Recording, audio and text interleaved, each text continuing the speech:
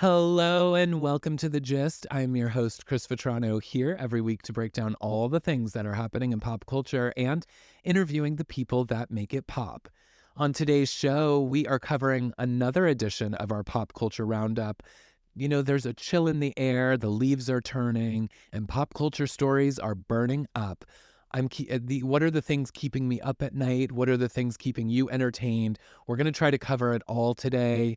But before we do, I just have to give you this PSA because I'm feeling like manic today. I'm feeling all over the place. And I'm going to try to hone it in. I'm going to try not to like ramble on, and I'm going to try to like be really succinct in our pop culture stories so that we can then, kiki online about them, because I like to do these pop culture roundups because I dip in to say like, here's what's keeping me up, or here's the story that's breaking in my world. And then I love to hear from you on kind of what your like take is on it. And so I want to keep it succinct, but I also feel, like I said, I'm feeling just all over the place. And I think you guys know why. Because on Tuesday this week, Britney Spears dropped her memoir, The Woman in Me. And if you listened to my last episode, the Britney Spears deep dive with Jordan Miller, founder of Breathe Heavy, you know that I am, and if you've also listened to any of the episodes of this podcast, you know that Britney Spears is my number one pop culture, pop goddess. She is my life in so many ways. 25 years ago, this woman entered my life in such a massive way, and I rediscovered myself when I discovered Britney Spears. And so absorbing her memoir and her story in her words, on her terms, it's been a roller coaster. And I'm so happy for her, but it's also such a heart-wrenching story. And there's so many things. I mean, literally from the get-go, you're getting some like really tragic things that have happened in her life and in her family sort of history that like really sets the tone for all the things that are to come. And I'm gonna do a full episode dedicated to sort of recap and review the book. But yeah, it's just been a roller coaster. And then in addition to that, we have been just traveling like crazy. My husband and I, well, we haven't, I guess, been traveling so much. See, here I already go. I can't even get my words straight. But we had guests that came 2 weekends in a row. Some of our best friends came to visit us here in Nashville, and so much fun to see them and like have a blast and catch up. And, that's something that like truly gives me and my husband both like just energy. We love being around friends, the people that are like chosen family for us. Like we love bringing them in and hosting them and just spending time catching up. And so it's been so refreshing. And then after that, a couple weekends ago, we flew to LA to surprise one of our other best friends for his birthday. And shout out to Hooter. But it was like exhausting. It was like we were just like go every weekend there was something. And this last weekend we were like, oh, we're gonna take it easy, we're gonna chill, we're gonna relax. That didn't quite happen the way that we had hoped, but that's also very us. Like we set out to say like we're gonna have a chill weekend, and then we like pack it full of things. But yeah, it was just like there was so much going on, and it's been so chaotic. And by the way, the chaos continues because this weekend, friend of the podcast who hasn't been on, but she's going to be, Emily, I've given her shout outs on this podcast before, but now I'm giving her a real one because this weekend is her birthday. She's my Scorpio queen and my soul sister. And I am so excited to celebrate her this weekend. And so we've got, some big plans for that. And then, the following weekend, guys, I have a birthday. And so I'm going to be celebrating that with all of my favorite people as well. And so it's just, it's been like a really, really amazing like month, 6 weeks. I don't know how long this is going on, but it's really, truly, also I thrive in the fall. So this is my like season that I come alive. And I'm just so I'm feeling good, but I'm also, like I said, like I'm on the heels of The Woman in Me. Danny Pellegrino released his new book on Tuesday as well. Shout out to him if he was on the podcast a couple of weeks ago. The Jolliest Bunch. It's so funny. It's like a great holiday classic. It's something that you could pick up year over year and check out. And so that came out. So that's been like a nice soft landing to some of the harder stuff that we've been reading about Britney. And she is in the news. And like I said, we're going to get into our pop culture topics now, but I'm not going to cover a lot of the stuff that is in the book and the revelations that came from the book, because we have a dedicated episode coming to about The Woman in Me coming. So hold on for those. We are definitely going to talk about them, but I want to give myself some time and space to sort of fully absorb the book and then deliver back my thoughts to all of you. And then we can kiki online about it. But what are we talking about outside of Britney? What are we talking about? Of course, we are talking about the cruel summer that once was, the cruel summer that we're leaving behind. But Cruel Summer went number one. And of course, I'm talking about Taylor Swift. I feel like I didn't need to say that, but I guess for some of you, maybe you aren't familiar. Cruel Summer was a single on Taylor Swift's Lover album 4 years ago. Okay. Fans were like, no, that didn't get its due. It never really had the impact to pop music as people thought it needed. And so everyone was like, with the Eras tour and everything going on, we're going to make this the Cruel Summer. And of course, the power of Swifties, they did it. Taylor's team got behind it. They sent the song to radio as an official single. They've helped do some other promotional efforts that helped push it up the charts, but it's been in the Hot 100 for several weeks. And, the movie came out, the Eras Tour movie, which broke records. Taylor continues to sort of redefine the entertainment industry and the way that she's doing all of this, which is just so fascinating and incredible. But Cruel Summer is now the number one song on Billboard Hot 100. And that is the power of Swifties 4 years later. But also with Taylor, it's her romance is back in center stage. She really took a break from being in the limelight with her romantic life when she dated Joe for all those years. And no more. She's out and proud with her new romance, Travis Kelce from the Kansas City Chiefs. And also, by the way, does Taylor have a type? Because all of these guys that she's dated publicly, I'm I don't know if I see a really common thread. I maybe could between some of the early ones, like the Joe Jonases and the Harry Styles. But now we've got Travis Kelce in here. I am where does this woman fall? I don't know. But I'm here for it, by the way. I am here for it. And I don't know if I'm totally here for the way that the NFL has adopted her as their official spokeswoman now. They're truly leaned into this, where I feel like they're spending more time talking about Taylor at the games than they are on the game itself. As a football non-fan, I'm totally fine with it because I'm not going to tune in either way. But it is insane to me that viewership of Kansas City Chiefs games is at a record high or something because of Taylor Swift, because people are just trying to get a glimpse of something that they're going to see online 5 seconds after it happens. So I don't know. It's really, really wild. The power of the Swifties, like I said, they are a dedicated bunch. Let me say that. But of course, that is all over the news everywhere that they go. They surprise dropped in at SNL. They both sort of made various appearances. And yeah, they're being photographed like crazy. I mean, it's truly, they're becoming the, Meghan and Harry, and actually who they're becoming. And I watched the Netflix documentary this last weekend of David Beckham. If you haven't seen it, it's just called Beckham. Highly, highly recommend it. I think it's 4 episodes, all about an hour-ish. So I watched them all within a day. I was obviously trying to recoup and recover from, as I said, it's been a busy couple of weeks, so don't judge me. But yeah, I binge watched them.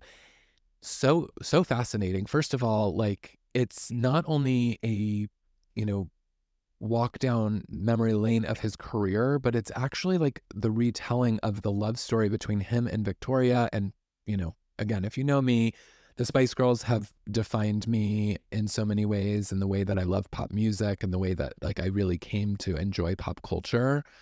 But Posh was my number one. And I had a poster of her in my bedroom growing up.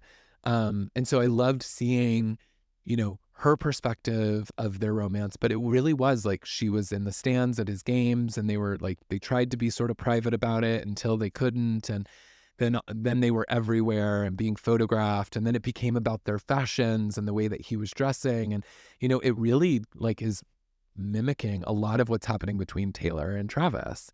And so it was interesting watching that story. They've been together now for years and years and years. And obviously this is new for Taylor and Travis. So it remains to be seen where this romance goes. But some of the ways in which it's like this hot topic and all over the news is really reminiscent of their story. And so, like I said, if you haven't seen Beckham on Netflix, I do recommend it because it's really, really interesting. And if you're not like a soccer fan or a football fan, depending on where you live, it's very heavily like you learn about, Victoria and the Spice Girls, and you learn a lot about like their kids and like how they had to move around. And so it's not like, watching a documentary about sports. Because, if it was, I'd probably have been tuned out before the first episode ended. And like I said, I watched them all together. So that is going on. Also at the Eras Tour movie premiere, we got our first glimpse at the Mean Girls musical trailer. It was a little teaser starring Renee Rapp as Regina George.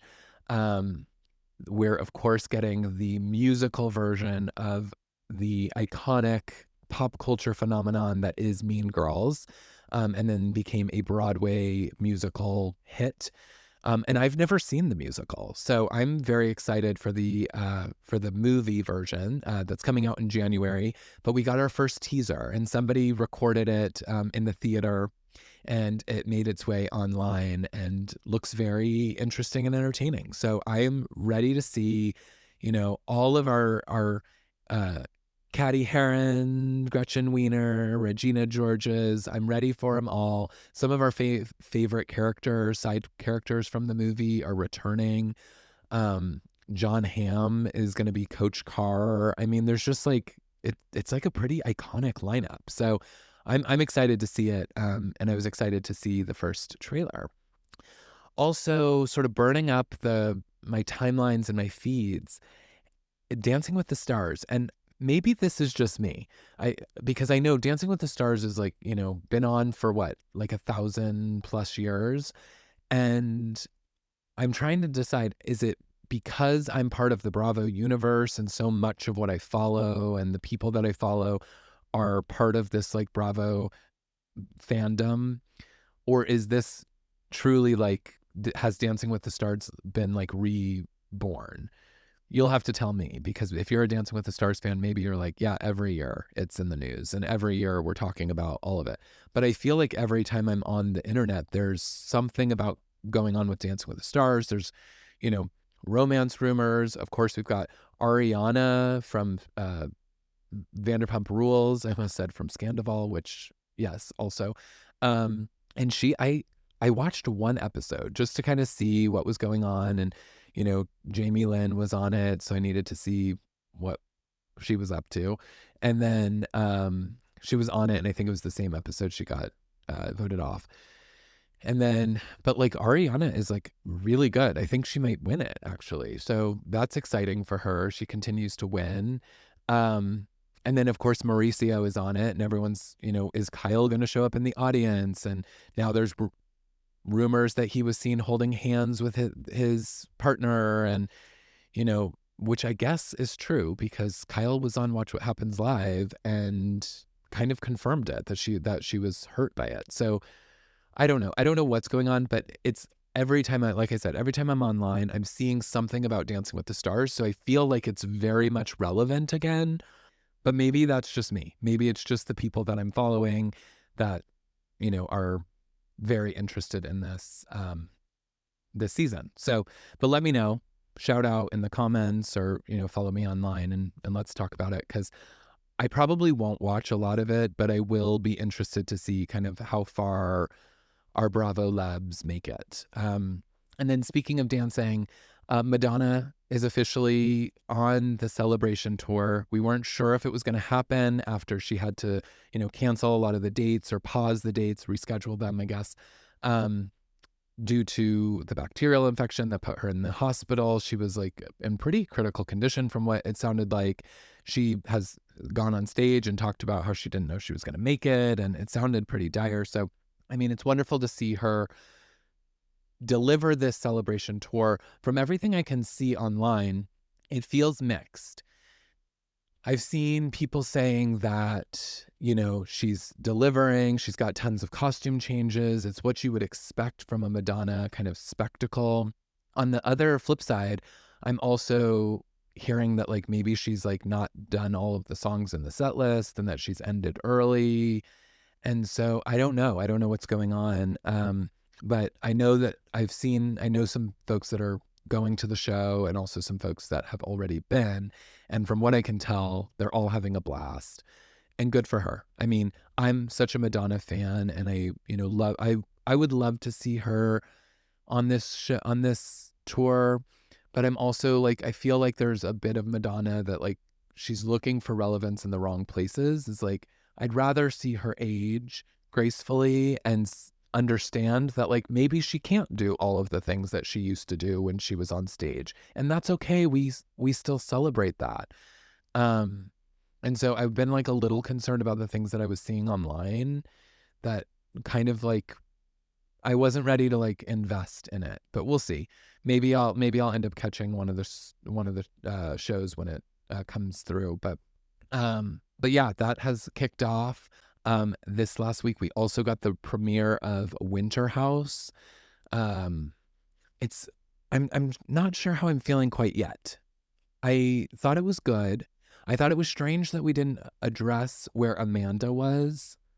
Kyle like shows up with Corey, and they have like their first night. And at some point, like Kyle said, like, oh yeah, Amanda will be here tomorrow or whatever. But I thought it was just strange that like straight off the bat, it wasn't like, oh, Amanda's like back at home working, or she couldn't make it because of this. It was like almost an afterthought that like maybe producers thought that we wouldn't wonder where Amanda was. So I was very curious. And then this is the first time that they're bringing like an ensemble cast from all the different stuff. So we've got somebody from Family Karma, we got Brian, we've got folks from Below Deck on. We've of course got Tom Schwartz, which we knew, and we've seen him on Winter House before with Sandoval. But I'm not sure. And then Jordan from Martha's Vineyard, but that's part of the Summer House family. I don't know. There's just there's an energy that I'm like, do all of these people really like, are they going to have storyline the way that the, Summer House cast did when they brought it all to Winter House? It was like, I guess also there's no Southern Charm people this year. And in the past there were Southern Charm because we had Austin and Craig. I don't know. So maybe it's not that unusual. I just feel like this time I was like, do these people really know each other? And then of course, none of them are like, oh, we know each other because we're all reality stars. And so we've met each other at like Bravo events. They're like, oh, I like met this person like a couple of years ago. And it's like, well, but are you friends? And is that going to like translate into a season? I mean, the season looks like it, is going to be fun, and there's some drama, and there's some, stuff that we're going to like get into, some romance and stuff. So I'm interested, but I'm cautious. I also know that this was filmed like a year ago. I mean, this was filmed so long ago, and so much has happened since then. So, I mean, they're literally talking about Scandival having just broken like a week before. And so that's now how long ago this has been that they're filming. And so I'm like, I wonder if this is going to feel relevant, because again, so many things have happened with these cast members and stuff since then, that we'll see how it goes. And time will tell. But we've got the premiere of that. Also, I know I said that we weren't going to talk The Woman in Me because I've got a whole episode coming of that. But the one thing I will say is we got the audition of Brittany for The Notebook. You know, we had heard about this for years and years. They have talked about how Brittany potentially could have been Rachel McAdams' part in The Notebook. And I think people really thought that like that was kind of a joke, or like, oh yeah, I'm sure. But so the casting director released her audition tape, and people are like blowing up about it. They're like, wow, this is really incredible. Like, she does an amazing audition. And he even said, I actually pulled the quote. He said, Scarlett Johansson, Claire Danes, Kate Bosworth, Amy Adams, Jamie King, and Mandy Moore all auditioned for this role. Britney Spears beat out all of them. Everybody who was anybody that year wanted this part.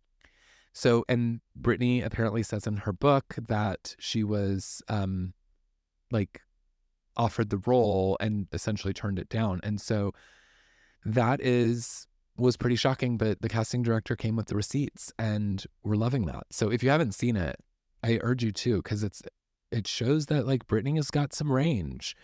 So check that out. What else? You know, I find it really hard that I know everyone is kind of talking about it, that this year has been really difficult on romances and relationships. And I don't know what it is. I mean, I know some people in my personal life who have had relationship struggles this year. And it's like the energy of this year is not great. And it's sad. It's really sad. But just in this last month, we have heard a ton of romances and relationships that have ended. Maren Morris and her husband Ryan Hurd filed for divorce. We learned Jada Pinkett Smith and Will Smith apparently have been separated for years and years. You know, that was like her big revelation from her book, that she's now on a book tour and she can't stop talking about it. And, you know, it feels a little bit manufactured for the book and for the sales of the book, because if you don't remember, or if you don't remember, which I can't imagine is the case, but about a year ago, we're talking about the famous slap that was heard around the world when Will Smith said, get my wife's, you know, motherfucking name out of your mouth to Chris Rock before he slapped him across the face. And I am just like, what? I'm so confused, because why did we get so passionate about that when you're separated from this woman for 6+ years or whatever? It's like, I don't know. I don't understand it. Why are you guys are separated but like not divorced for the children's sake, or I don't know. I'm a little bit confused by it. To each their own, but it was certainly a shocking kind of revelation that she came forward with. But then our queen, Meryl Streep, announced that her and her husband were like the same thing. They were been separated for like 7 years. And like, I don't know who her husband is, so maybe I'm like in the minority here, but I started thinking, well, maybe there is like some, you know, tax reasons, or, you know, maybe they didn't have a prenup, so it's like cheaper for her to not like split all of her earnings or something with him. And so she just like pays him some kind of like, you know, spousal support or something every year. I don't know. I don't know any of this, so don't come for me because I have not fact checked any of this. But I'm like, maybe that's like part of the reason. I just don't understand why you'd separate for so many years but never actually divorce. That just feels like purgatory. It's like, if you don't want to be with that person, why are you not completely separating? So I don't know. But that was news that came out. Joshua Jackson and Jodie Turner Smith also filed for divorce. Lauren Manzo from Real Housewives of New Jersey, Caroline Manzo's daughter, and her husband Vito, they filed for divorce. She has come out and said that this has been in the works for a long time and that they're amicable, and they just decided that, that this was best. And then breaking news this week is that PK and Dorit are apparently living in like either separate houses and that they are also separated, but privately. And they have come out with a statement because this like took off right as, Real Housewives of Beverly Hills was premiering, which we'll get into in just a second. It like came out as news, like breaking news as the premiere was about to take place. So it felt a little convenient. They have since come out and said that isn't true, that they experienced a tough year, but they're more in love than ever. And, they're not separated and that they're very much together, living together.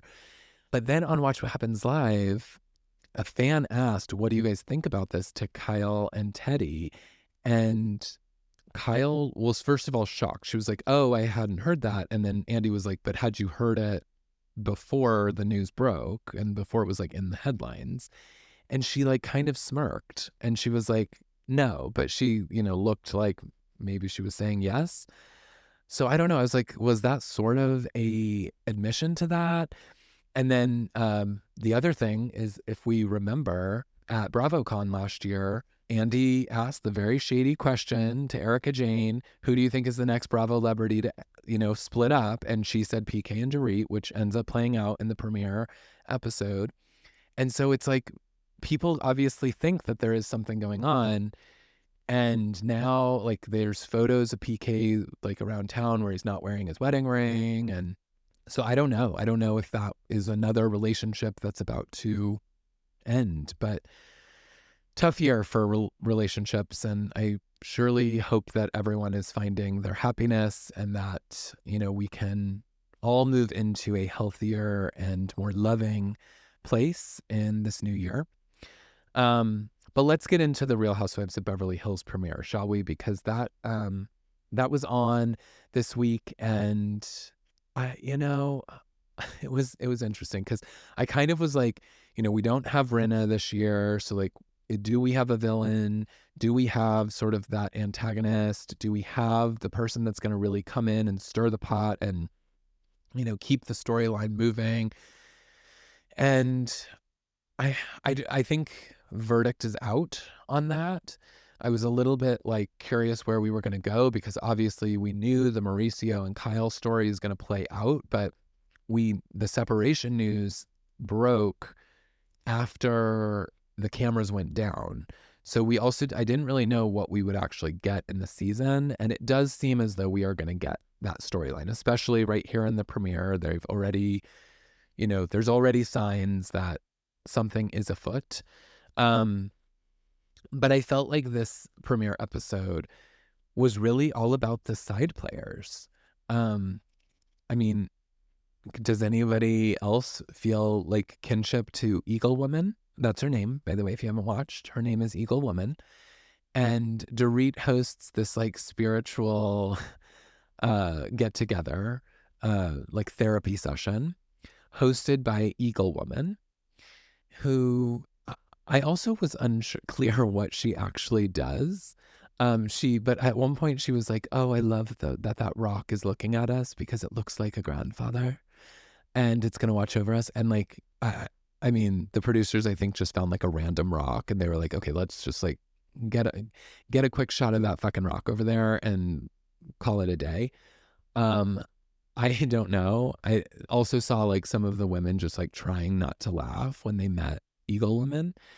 I thought it was hilarious. But then I was like, what did she actually do? Because she was like, okay, we're going to all just air our grievances and everyone go around and this is a safe space. And then Dorit, of course, who's hosting, was like, Erica, I have a problem with you because of what you said at BravoCon and about PK and I. And Erica came out, was like, well, do you have a strong marriage? And of course, Dorit says that they do and that she thought that was really insensitive. And then Erica has a breakdown and is like, I was in a bad place and I said things I shouldn't have and that wasn't nice. And So she's crying, and Eagle Woman's like, it's a breakthrough. We've broken through. But then, like, she's like, anyone else want to go? And then Kyle's like, I'll go next. And then Kyle says her piece about like what was going on with the Kathy situation last year and how she felt sort of abandoned, and why she felt like she didn't like come for the other women because she was exhausted by the relationship with Kathy and blah blah blah. But I'm like, and then they ultimately, like, I felt like everyone was also getting really cold because at one point, like, they showed Dorit like going to get her jacket and like putting it on, and then Eagle Woman's like, okay, I suggest we all start doing a little bit of movement and a move, and then all the girls like get together and have a group hug, and then she's like, perfect, we're perfect. And I'm sitting here thinking, like, how much did this woman get paid? Because all she had to do was say, all right, let's all air our grievances in a circle and then hug at the end. And I mean, I have to assume she's getting paid from these women. And I'm like, where do I get that job? Because, I'll, call me Hawkman and I'll do it. You know, I'm here for it. Donkey boy, whatever you want to call me, pick an animal and a gender, and here I am. I'm here for it. Because I would love to do some healing with these women and just basically help facilitate them opening up. But yeah, so that was incredible. And then also side player, Jennifer Tilly, hello. We've seen her like in a glimpse before on the show, but she actually had a full scene with Sutton. We do know that Sutton and her are like besties. They travel all the time together. They truly, truly feel like they're best friends. And so we got to see a little bit of that. And, what a treasure. I've said it before on this podcast that I think maybe Jennifer Tilly could like make a housewife. But I don't know, I think I like her in this like role, but I'm like, maybe she's the Mary of Beverly Hills. Like maybe she's this like, kind of eccentric woman that comes in and like says like hilarious things off to the side, and then, but she's really nothing like Mary, actually, as I'm saying it, is like she was kind of a voice of reason. She was like very like supportive of Sutton and kind of leading her in really positive ways. So I was really enjoying her. And I felt like we needed more Jennifer Tilly, and maybe we'll get more. But I would love to see her a more like staple on the show. And then what else? I mean, Erica's bringing looks. She went through a lot in the last few seasons, and I don't know where I stand with, Erica Jane. And I feel like it's very clear that she was aware because she mentions it. Like, I'm walking in to these women without my friend, Lisa Rinna, who was always the one to sort of pull her out and protect her in these kind of group situations. And so she was very aware of that. And she said that. And the Bravo producers cut to, Lisa Rinna's email where she, quote unquote, resigned. We actually know the story there because Andy has shared it, that Lisa Rinna sent an email that's like one night after the reunion or whatever that said that she's not coming back. And then the next day called and said, oh, no, just kidding. I do want to come back. And then Bravo was like, oh, no, we're actually not offering you a contract. So it was nice of them, I think, to like give her that due by showing the email because it's going to make her feel good and her ego. But it's very clear that Erica knows that that's something that she has going against her going into the season, is that she doesn't have a lot of allies. And she mentions it, in even the trailer for like next week when she's talking to Dorit, and she's like, I don't have a lot of friends. So I think that she's aware of that. And I wonder how that's going to sort of influence the way that she shows up. And I think that worries me. And I think that's like Garcelle sort of nailed it, as like Erica's breaking through and Erica's like seemingly like showing empathy for other women, where in the past she really struggled with some of that. But then it's like, but how authentic is all of that? And so I don't know, time will tell, but I will say she's bringing the looks. And of course, she's saying that she's lost all this weight from some hormones.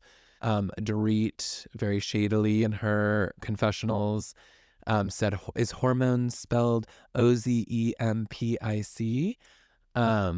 So she kind of calls her out for being on Ozempic, potentially, allegedly. But, she looks great, whatever she's doing, hopefully, doing something healthy. But she looks great and she is turning looks. I mean, I am trying to think. I think we only got like one confessional look from Kyle, maybe two. But I can only picture really one. I feel like I can only picture one for Dorit because it's a wild one. By the way, I don't know if I'm loving Dorit as a brunette. I think she needs the blonde hair, and this like Chanel confessional look, it's just too much. It's like, it looks like an ad for Chanel. It's like team too much. It's like, I like a more subtle look.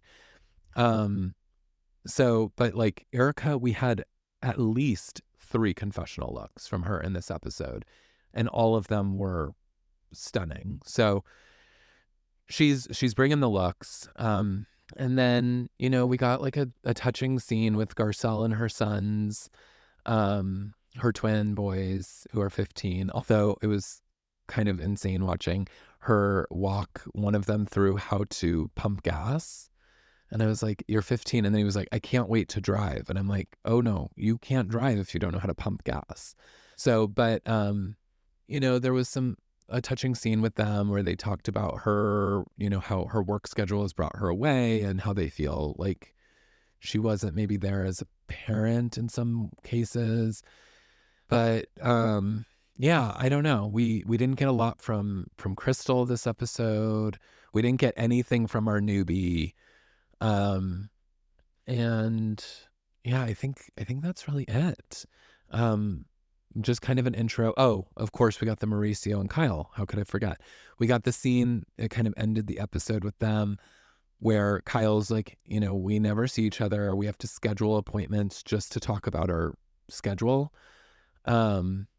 Mauricio's like talking about golfing and he's got to go to, Portugal, and he can't, because he's going to Portugal, he can't go to Coachella. And Kyle's like, yeah, well, I can't go to Portugal and I've got stuff going on too. And I don't know. So you definitely can sense the tension there.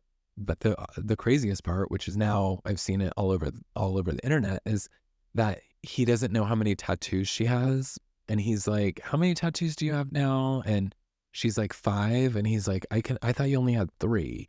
And she shows him all the tattoos that she has. And she's like, well, maybe you should be looking at my body a little bit more closely. And, he makes this face like he was shocked that she sort of called him on that. And then on camera, obviously. And then she, mentions that, she might get another one. And he's like, no, I won't allow it. And she's like, well, it's not up to you. And I'm going to get another one. And that's like where you're really seeing like, oh, is he like super controlling? Has that always been the case? Is this just like tension that has been brewing, but it didn't feel playful and fun the way that like Mo and Kyle have been in the past? And even when they've like argued in the past, you kind of felt like there was still love there. Did not feel that in this scene. So TBD on what we've got to come for there, but I feel like we've got a lot. And then in the preview for next week, it already looked like we're already getting into Mauricio's mother is like, Kyle, what's going on? I can't go online without seeing divorce rumors or cheating rumors, and looks like we're heating up. So very excited about that. Following the premiere, as I mentioned, we had Kyle and Teddy were on Watch What Happens Live. I know that Teddy gets a ton of hate online about being like the worst housewife in history and super boring, and that, all the things that have happened about her. God, what's that business that she has? Her accountability coaching business where she like basically tells people to lose weight, they should like eat like a piece of lettuce. And she's like, ooh, I've got a really great recipe where you put like a piece of lettuce and then you put like a crumble of cucumber on it. And that should be like your dinner. She's gotten like a lot of hate in the past for that. And of course, now she's got her podcast with Tamra, and where she talks about Housewives. And everyone calls her really thirsty, like she's just trying to get back on the show. Well, first of all, she's debuted a new look last night. It was wild. I mean, I felt like she was hardly recognizable with the things that she has done to her face, and then that hair. I mean, she's like going bleach blonde. It was a wild look. But everything that people say online about her, I'm sorry, it's true. I'm sorry. It's not nice to say those things, and I feel, bad when people get attacked online in that kind of way. But she like is not doing herself any favors. She does come across thirsty. She is actually very boring. Like, even when she's trying to be like messy, it comes across as like, oh, she's trying to be messy, which actually just reads as boring. And the one thing is, Andy was like, he always plays with some of his guests, this Bravo own or Bravo No You Didn't or something, where people that are like obsessed with Bravo shows kind of give their hot takes on various things that he asks. And so he did that with Teddy, given her sort of takes on their podcast. And I was like, everything that she asked about Beverly Hills, at least, she made about her. It was like, he would be like, what do you feel about, seeing, the tension between Kyle and Mauricio in tonight's episode? And she's like, well, when I first filmed my first season, I was going through something with my husband that we weren't saying on camera. And so I felt like I really resonated with it. And it's like, okay, but first of all, I didn't know that there was anything going on with your husband. So it was like she was baiting Andy to like, be like, oh, there's a storyline there. We should have like followed that, or like, what's going on? Let's find out more. And she did that with like every question that was asked. It was like it always came back to something that she did when she was either on the show or something that she's doing currently. And it was like, that's not what he asked. He asked about your opinion about what's on the show. You're not on the show. So why are you talking about you? It was very strange. But, it was an interesting, Andy kind of went there with Kyle. He asked a lot of the questions, what's going on with Morgan? What's true? What's not? What's going on with Mauricio? Are you guys, in the same house, which we learned that, he's in the primary and Kyle has moved into another room, but they're under the same roof. As I mentioned earlier, he asked about the Dancing with the Stars rumors that he was seen holding hands with his partner, and Kyle said she was very hurt by it. She went there, and she also addressed that like people are saying that this is all done for ratings post Scandival. That there's a lot of talk online that like Kyle and Mauricio, because they're so strong as a couple, they're actually taking one for the team for ratings of the show, to say like we'll have a whole storyline about us separating, and we'll put it in the news, and we'll make it a big thing the way Scandival did, in order to like drive the ratings up. And she's like, that's really hurtful because my family's going through something really painful, and so to think that we would be faking it for the sake of a show is not right. So yeah, so we'll see if we have a season. I always love my Beverly Hills girls, and I always think that like the show brings a different perspective than some of the other cities. But we'll see, time will tell. And then also just, I guess, closing out, RHONY is coming to an end. The final reunion episode is airing this weekend. We are putting a pin in this rebooted version or era of RHONY. I don't think Jenna Lyons will be back. She doesn't seem interested in this platform. I think she did it as an experiment for herself. I don't know that she is interested in coming back, though. She doesn't strike me as having enjoyed it or really understanding it. And I think that the cast, it was good, not great. It's definitely not our old school RHONY.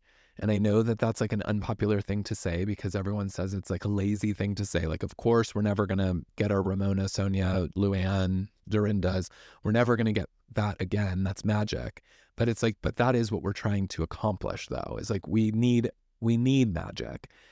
And, I also was thinking, I feel like Jenna Lyons actually might have had more of a shot and would have been more like interested in continuing on in this platform if she had joined the previous women. Because I'm thinking like, a Jenna Lyons and a Carol, Jenna Lyons and a Heather, Jenna Lyons and, I mean, so many of these people. I think there's a potential there that she actually could have played really well and fit in with some of these other ladies, where I think her being sort of the matriarch of this first season like didn't end up ultimately playing out in the way that I think that Bravo had hoped.